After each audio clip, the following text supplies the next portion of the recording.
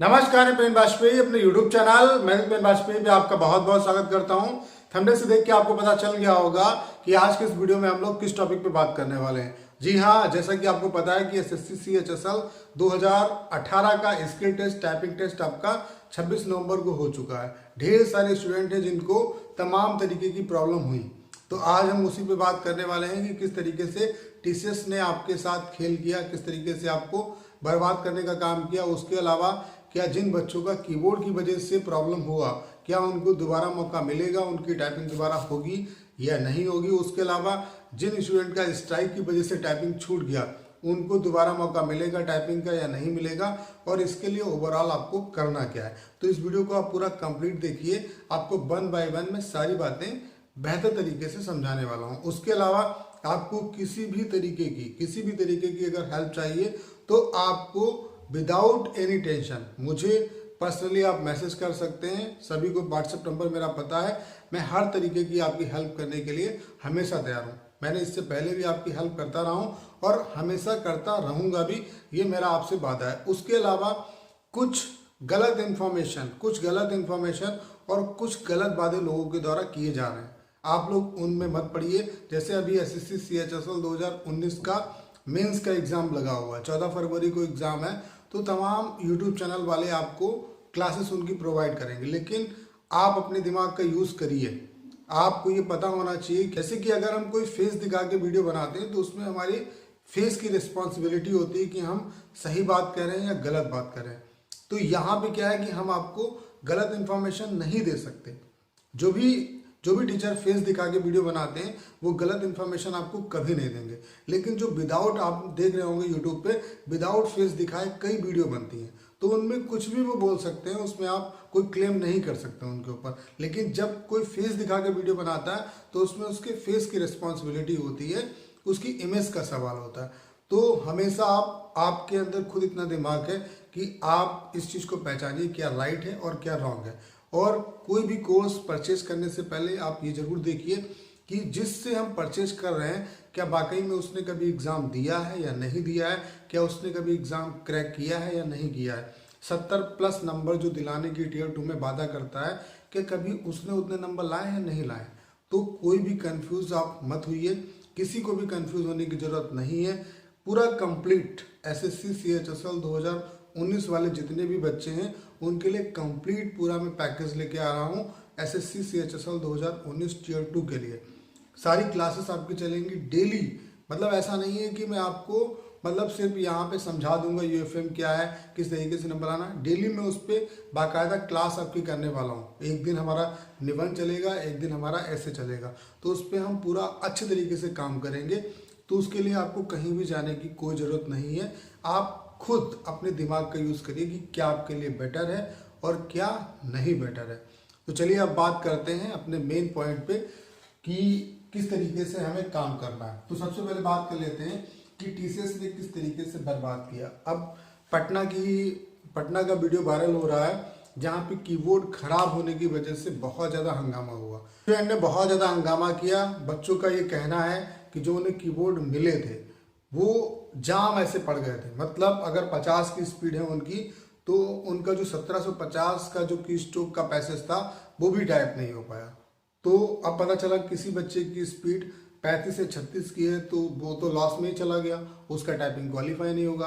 और इस वजह से कुछ बच्चों का 1400 टाइपिंग हुआ, 1400 स्ट्रोक मारे उन्होंने, किसी का 1600 हुआ। स्टूडेंट को इससे बहुत ही ज़्यादा प्रॉब्लम हुई। स्टूडेंट का ये कहना है, पर्सनली स्टूडेंट ने मुझे कॉल करके भी बताया कि सर हमें कीबोर्ड ऐसे मिले कि वो अच्छे से वर्क भी नहीं कर रहे थे। हमारी स्पीड 50 थी, मतलब जब हम घर पे टाइप करते थे, इंस्टीट्यूट में टाइप करते थे, हमारी स्पीड 50 की थी, लेकिन वहाँ पे हमने पूरा पैसेज ही नहीं टाइप कर पाया।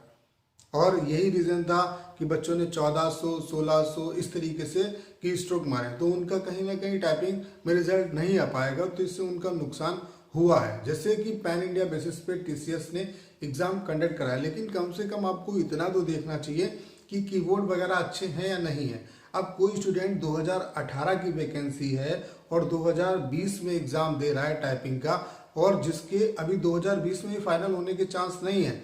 अभी DB होगा, DB के बाद फाइनल आपका कट ऑफ आएगा, उसके बाद ज्वाइनिंग का प्रोसेस होगा।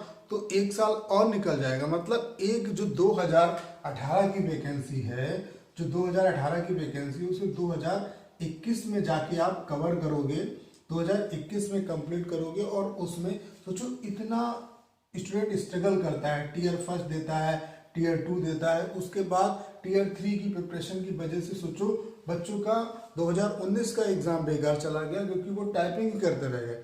और आपने ऐसा खेल कर दिया कि उनका एक पल में जो पूरा सपना था नौकरी का वो चकनाचूर हो गया।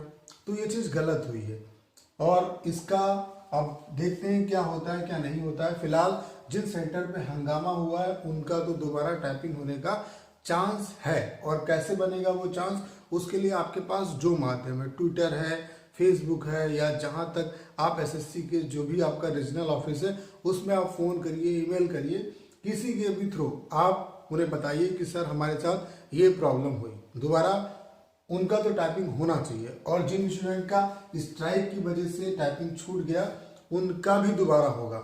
अब ऐसा आपने रेलवे के एग्जाम में भी देखा होगा कि रेलवे का एग्जाम जब था वहाँ पे, अभी रिसेंटली जो रेलवे का एग्जाम हुआ था उसमें जिन स्टूडेंट का ट्रेन छूटने की वजह से एग्जाम नहीं हो पाया था तो रेलवे ने उनका दोबारा एग्जाम कंडक्ट कराया था, नोटिस निकाली थी।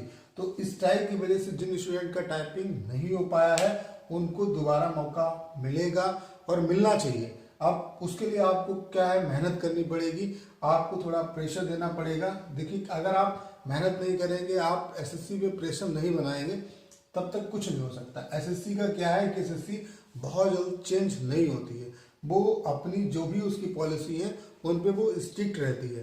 तो उसके लिए आपको माहौल बनाना पड़ेगा, प्रेशर बनाना पड़ेगा, तभी ऐसा कुछ हो सकता है। ठीक है, तो जिनका स्ट्राइक की वजह से छूट गया एग्जाम उनका होने के चांसेस हैं दोबारा। उसके अलावा जिन सेंटर पे गड़बड़ियां हुई कीबोर्ड की वजह से या किसी और वजह से हंगामा हुआ तो वहां पे आपका दोबारा टाइपिंग होने का चांसेस बन सकता है। अब एक क्वेश्चन आपके दिमाग में आता है, अब ढेर सारे स्टूडेंट हैं जिनका टाइपिंग बहुत ज़्यादा उन्हें प्रॉब्लम हुआ, उनको लगता है कि टाइपिंग उनका दोबारा होना चाहिए। देखिए दोबारा तो होने के चांस एसएससी के हिसाब से नहीं है क्योंकि एसएससी कभी भी बदलना नहीं चाहेगी और एसएससी का ऐसा पैटर्न रहा है कि वो कभी अपने आप को, अपनी जो पॉलिसीज हैं, अपने जो रूल्स एंड रेगुलेशन है उस पर वो स्ट्रिक्ट बनी रहती है। लेकिन अगर ये चीज़ें बड़े स्तर पे सामने आती हैं, बड़े स्तर पर अगर सामने आती हैं और एक बड़े रूप में इसका प्रोटेस्ट होता है तो कहीं ना कहीं आपका चांस बन सकता है दोबारा स्किल टेस्ट या टाइपिंग टेस्ट होने का।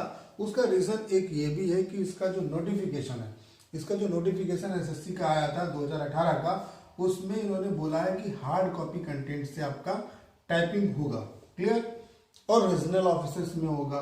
तो अगर 35,000 कैंडिडेट हैं, 35 से 36,000 कैंडिडेट हैं और जिसमें से एसएससी के 9 रीजनल हेड ऑफिस है, मतलब 9 रीजन है एसएससी के जिसमें एसएससी अपना एग्जाम कंडक्ट कराती है, जैसे कि एनआर रीजन है, सीआर रीजन है।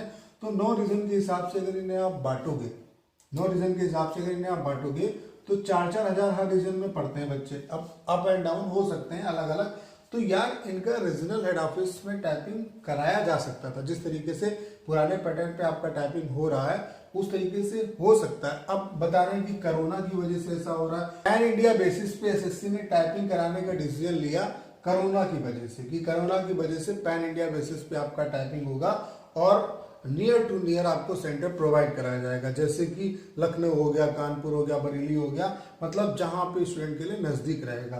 तो यहाँ पे 4,000 स्टूडेंट है। अब आप जैसे कि कोरोना की वजह से अगर हो रहा है, कोई स्टूडेंट को कोई प्रॉब्लम नहीं है अगर आपने सारा सिस्टम सही बनाया होता, मतलब कीबोर्ड वगैरह अच्छे दिए होते, कोई दिक्कत नहीं थी। लेकिन अब स्टूडेंट को दिक्कत हो रही है, अरे उनके पूरी 2 साल की मेहनत का सवाल है, 2-3 साल से वो इस वैकेंसी के लिए लगे हुए हैं और 4,000 अगर स्टूडेंट हैं तो वो एक जगह पे इकट्ठा हो जाएंगे तो उससे कोरोना हो जाएगा। जबकि बिहार में इलेक्शन हुआ, एक रैली में क्या 4,000 ही लोग आते हैं, तो ऐसा नहीं है। तो ये गलत हुआ। अगर चीज़ें होंगी तो ऐसा इनके साथ न्याय होना चाहिए और मैं हमेशा आपके लिए खड़ा हूँ, ठीक है, मैं हमेशा आपके साथ खड़ा हूँ। जिस तरीके से आप जो चाहेंगे मैं आपके लिए वैसे सपोर्ट देने के लिए तैयार हूँ, ठीक है। तो ये स्टूडेंट के साथ गलत हुआ है। अगर कुछ ऐसा माहौल बनता है, टीचर्स, बड़े बड़े टीचर्स जो हैं वो सामने आते हैं निकल के, तो कहीं ना कहीं इससे जो है वो दोबारा आपका होने का चांसेस बन सकता है और जो भी स्टूडेंट जिनका लॉस हुआ है, टाइम का भले ही थोड़ा सा लॉस हो जाए, लेकिन अगर दोबारा से टाइपिंग हो जाएगा तो इससे फायदा होगा, इससे स्टूडेंट का फायदा होगा। कोई दिक्कत वाली बात नहीं, अगर इतना टाइम लगा थोड़ा टाइम और लग जाएगा, उससे कोई प्रॉब्लम नहीं है। तो मेरे हिसाब से मैं हर तरीके से आपकी हेल्प करने के लिए तैयार हूँ, तो इसके लिए आपको कोई टेंशन लेने की जरूरत नहीं है। तो ये कुछ इंपॉर्टेंट बातें थी जो मुझे आपके साथ डिस्कस करनी थी। उम्मीद है कि वीडियो आपको बहुत ही बेहतर तरीके से समझ में आया होगा। वीडियो को ज़्यादा से ज़्यादा शेयर करिए ताकि ज़्यादा से ज़्यादा स्टूडेंट तक ये वीडियो पहुंच सके। उसके अलावा अगर आप चैनल पर नए हैं और आपने अभी तक इसे सब्सक्राइब नहीं किया तो प्लीज़ चैनल को सब्सक्राइब करना ना भूलें।